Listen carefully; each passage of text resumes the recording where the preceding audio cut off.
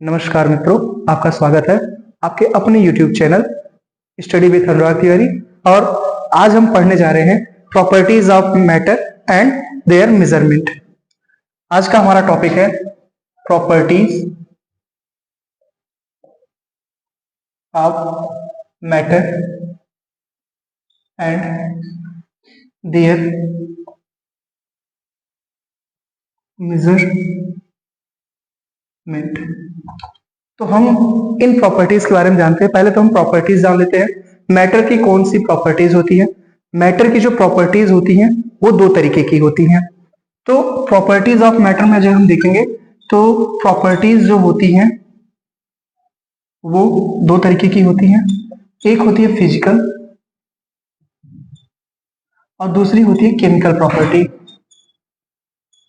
Physical property है chemical property. तो physical property क्या होती है पहले ये जानते हैं। तो हमारा पहला पॉइंट आता है फिजिकल प्रॉपर्टी। फिजिकल प्रॉपर्टी वो प्रॉपर्टी होती है जिसको हम देख करके, फील करके जानकारी ले पाते हैं, जैसे उसका कलर, जैसे उसका ऑर्डर। ऐसी प्रॉपर्टीज लाइक कलर, ऑर्डर और साइज, इस तरह की जो प्रॉपर्टीज होती हैं उनको हम बोलते हैं फिजिकल प्रॉपर्टीज। और दूसरी आती है केमिकल प्रॉपर्टीज। तो अब देखते हैं केमिकल प्रॉपर्टीज क्या होती हैं।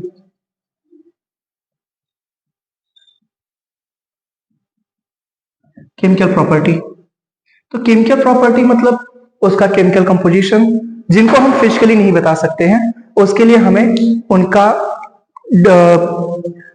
एनालिसिस करना पड़ेगा। लाइक उनका केमिकल कंपोजिशन, उनका केमिकल कंपोजिशन क्या होगा। इसके अलावा उनका नेचर में कैसे होंगे, एसिडिक होंगे या बेसिक होंगे या फिर न्यूट्रल होंगे। इस तरह की जो चीजें होती हैं हम पता करते हैं। तो किसी भी मैटर की जो प्रॉपर्टीज है, प्रॉपर्टीज दो तरीके की होती हैं, फिजिकल प्रॉपर्टी और केमिकल प्रॉपर्टी। फिजिकल प्रॉपर्टी वो होती है जो हम उसको देख करके, उसको फील करके, उसको सूम करके जो हम बता सकते हैं वो उसकी फिजिकल प्रॉपर्टी होती है। और जो केमिकल प्रॉपर्टीज होती हैं वो क्या होती हैं। केमिकल प्रॉपर्टीज लाइक उसका कंपोजिशन कैसा है, उसका नेचर कैसा है, उसका टेस्ट कैसा है, वो कैसे रिएक्शंस दे रहा है, इस तरह की जो चीजें आती हैं वो हमारी आती हैं केमिकल प्रॉपर्टी। तो अभी इससे पहले हमने मैटर के बारे में काफी सारी चीजें पढ़ी थी। हमने मैटर की कुछ प्रॉपर्टीज पढ़ी थी। लाइक हमने मैटर के बारे में काफी टाइप्स ऑफ मैटर पढ़ा था। उसके बाद में हमने पढ़ा था, जब हमने वहां पर पढ़ा था, हमने काफी सारे मैटर के बारे में पढ़ा था। Types of matter, states of matter, physical, हमने उसके बारे में पढ़ा था सॉलिड, लिक्विड, गैस के स्टेट्स के बारे में पढ़ा था। तो अब हमने यहाँ पे पढ़ा फिजिकल प्रॉपर्टी और केमिकल प्रॉपर्टीज पढ़ ली। अब हम आगे चलते हैं मेजरमेंट क्या चीज होती है। ठीक है, तो हम मेजर कैसे करते हैं। सबसे पहले तो ये जरूरी चीज होती है मेजरमेंट क्या होता है। तो मेजरमेंट को समझना बहुत आवश्यक है। हम किस चीजों को मेजर करते हैं, मैटर को मेजर किया जाता है। लाइक हर एक चीज को मेजर करने की अलग अलग टेक्नोलॉजी होती है। जैसे आप वाटर को मेजर करते हो लीटर में, ठीक है। आप बाजार जाते हो, आलू लेते हो, किस में लेते हो, केजी में लेते हो। ऐसा तो नहीं है ना कि आप आलू को भी लीटर में मेजर करते हो, नहीं कर सकते हो। हर एक चीज की, हर एक मैटर के लिए अलग अलग मेजरमेंट की होती है। जैसे टेम्परेचर को तो आप केजी में नहीं नापते हो, टेम्परेचर को अगर आपको मेजर करना हो तो आप डिग्री सेल्सियस में मेजर करते हो। तो इसी तरह से हर एक चीज का मेजरमेंट अलग अलग तरीके से किया जाता है। तो अब हम देखते हैं मेजरमेंट की टेक्निक्स। तो मेजरमेंट जो की जाती है, हम जो मेजरमेंट की टेक्निक का यूज करते हैं वो होता है एसआई सिस्टम। मेजरमेंट की जो टेक्निक हम यूज करते हैं उसे बोलते हैं एसआई सिस्टम। एसआई सिस्टम, इसी को हम बोलते हैं इंटरनेशनल सिस्टम। ठीक है, तो अब ये हमारे पास 7 फंडामेंटल क्वांटिटीज होती हैं। 7 फंडामेंटल क्वांटिटीज होती है जिनका हम मेजरमेंट करते हैं। वो 7 फंडामेंटल क्वांटिटीज क्या क्या है? तो पहली होती है लेंथ, दूसरी होती है मास, तीसरी है आपकी टेम्परेचर, चौथी हो जाती है करंट, पांचवी है luminous intensity,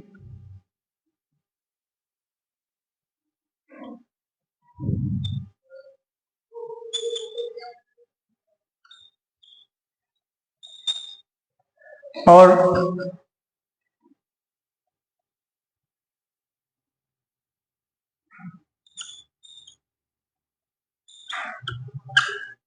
number of substance. हमने पढ़ा length, mass, temperature, current, luminous intensity, number of substance, और हमारे पास एक आता है टाइम। सबसे इंपॉर्टेंट है, टाइम छूट गया था, time.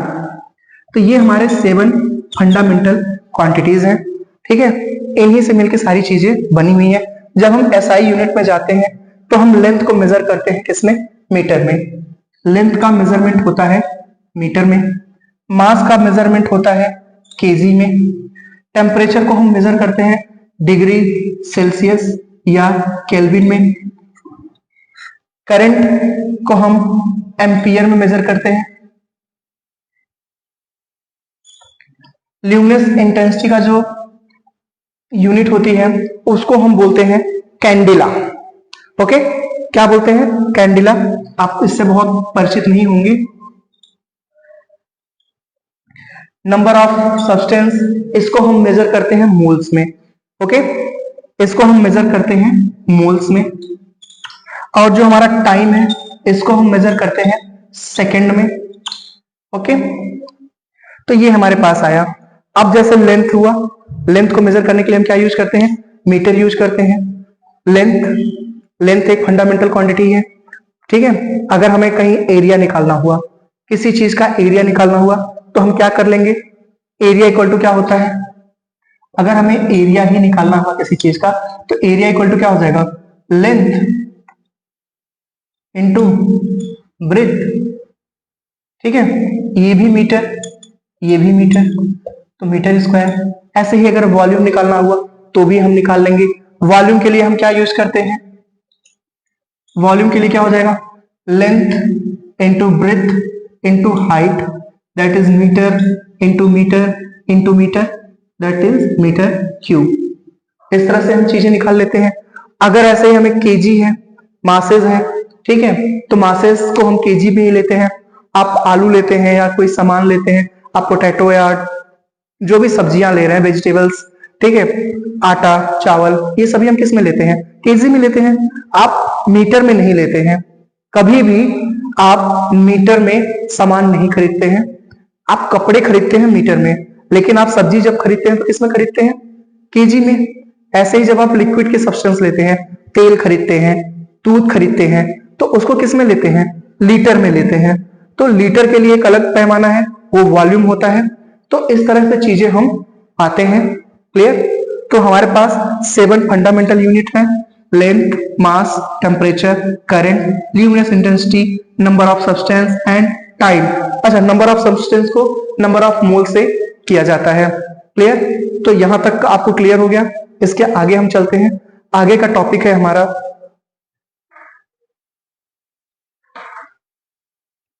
Mass and wait. Okay, अब दो चीजें आती हैं, मास क्या होता है और वेट क्या होता है।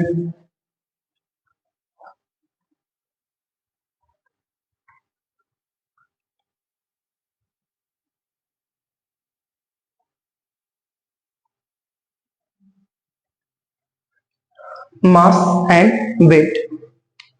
तो सबसे पहले जानते हैं मास क्या है एंड वेट क्या चीज है।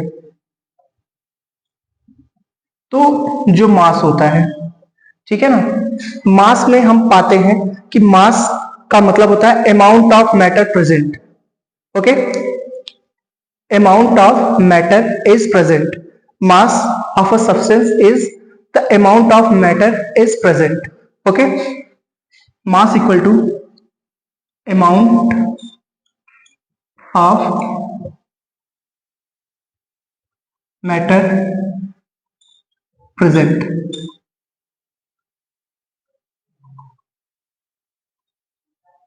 और वेट क्या होता है?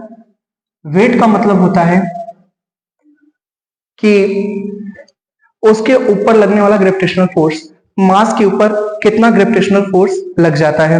ओके, दैट इज जब भी आप वेट लिखते हैं W इक्वल टू होता है M इंटू जी. और ये जी क्या है? ग्रेविटेशनल फोर्स है, gravitational acceleration due to gravity है.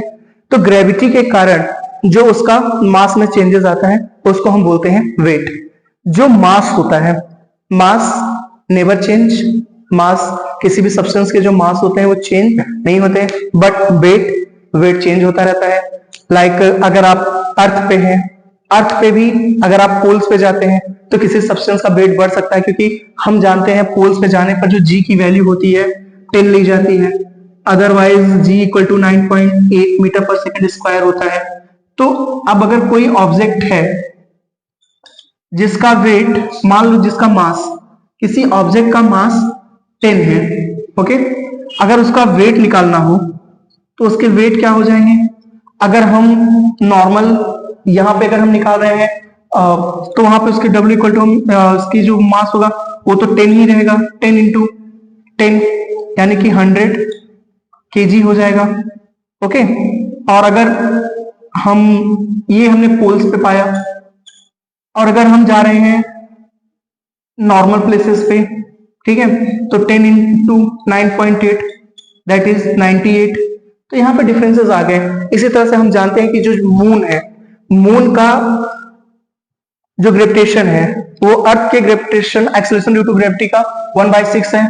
तो हो सकता है कि आपका वेट जो अर्थ पे है 60 केजी हो, तो आप मून पर जाएं तो हाँ आपका वेट कितना हो जाए? 10 केजी हो जाए.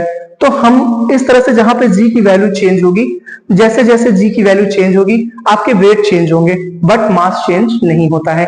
मास हमेशा कांस्टेंट रहता है. आगे चलते हैं, वॉल्यूम को हम देखते हैं. तो वॉल्यूम क्या चीज होती है? आप समझ गए मास क्या होता है, वेट क्या चीज होती है. ओके, एक बार फिर से समझ लीजिए. मास का मतलब होता है किसी सब्सटेंस का जो मास होता है वो ये बताता है, mass of a substance is the amount of matter present in it.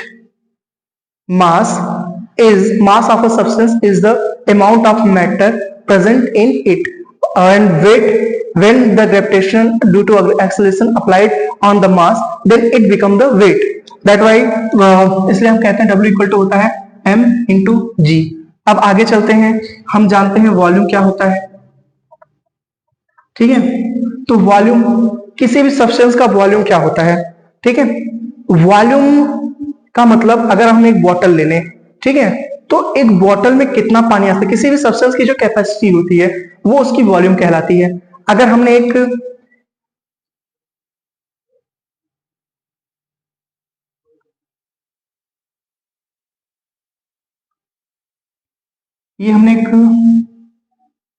कोई बॉक्स ले रखा है. अब इस बॉक्स के अंदर कितना वाटर आ सकता है, कितने अमाउंट में वाटर हम इसके अंदर फिल कर सकते हैं, वो क्या हो जाएगा? कितना वाटर इसमें आ सकता है मैक्स, ये इसका वॉल्यूम हो गया. ओके, जो वॉल्यूम की जो यूनिट होती है उसको हम मान लो कि वॉल्यूम निकालने के लिए length into breadth into height, that is metre into metre into metre, ये हो गया मीटर क्यूब.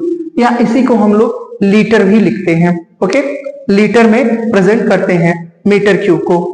ये वॉल्यूम हो गया. आगे चलते हैं, डेंसिटी क्या चीज होती है. तो अब हम जानते हैं डेंसिटी के बारे में. मास जान गए, वॉल्यूम जान गए. अब हम अगला अपना टॉपिक देखते हैं, डेंसिटी. तो डेंसिटी इक्वल टू होता है mass upon volume. Density equal to mass upon volume. Okay, density equal to mass upon volume होता है. क्लियर? अब कई सारी चीजें होती है, हर एक चीज की अलग अलग डेंसिटी होती है, उसकी डेंसिटी के हिसाब से उसका वॉल्यूम भी चेंज होता रहता है, उसके मासेस भी चेंज होते रहते हैं। अगर आप इसका एग्जांपल आप देख लीजिए, जो ऑयल्स होते हैं, ओके, अगर आप 1 लीटर ऑयल लीजिए और 1 लीटर वाटर लीजिए, आप डिफरेंस पा जाएंगे। जो 1 लीटर वायर तो वो ऑयल होगा, उसका वेट ज्यादा होगा, क्यों? क्योंकि उसकी डेंसिटी ज्यादा है। 1 लीटर वाटर अगर लिया है आपने तो उसका मास कम होगा, क्योंकि उसकी डेंसिटी कम है। That means mass equal to हो जाएगा डेंसिटी इनटू वॉल्यूम।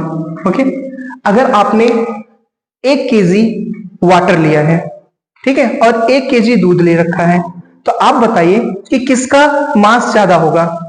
मास डिपेंड करेगा डेंसिटी के ऊपर। अगर वाटर की डेंसिटी ज्यादा है तो वाटर क्या करेगा? ज्यादा होगा।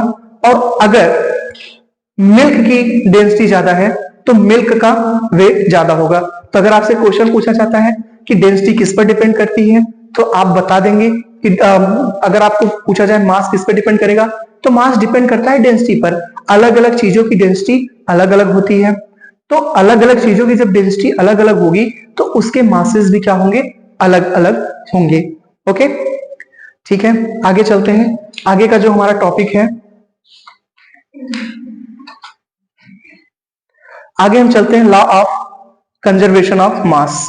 ठीक है, बाकी के जो टॉपिक है वो एनालिसिस है, एडिशन है, सब्ट्रैक्शन है, उसके आगे हम बढ़ते हैं law of conservation of mass.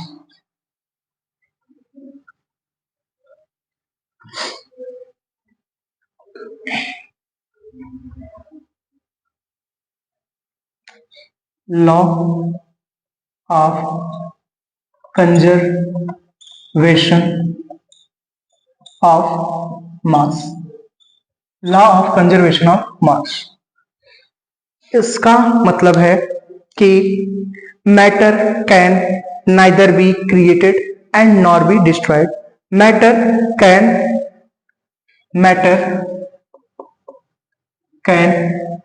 Neither be created and nor be destroyed। यानी कि ना तो मैटर को बनाया जा सकता है और ना ही इसको डिस्ट्रॉय किया जा सकता है। और ये नियम दिया था लेवासिये ने। लेवासिये ने इस नियम के बारे में बताया था इन 1789। लेवासिये ने बताया था कि जो मैटर होता है can neither be created nor be destroyed, it just change from one form to another form. Okay, तो कल आज का यहीं तक रखते हैं। कल का टॉपिक होगा लॉ ऑफ डेफिनिट प्रोपोर्शन, उसके आगे हम कल पढ़ेंगे लॉ ऑफ डेफिनिट प्रोपोर्शन। आज के लिए यहीं तक।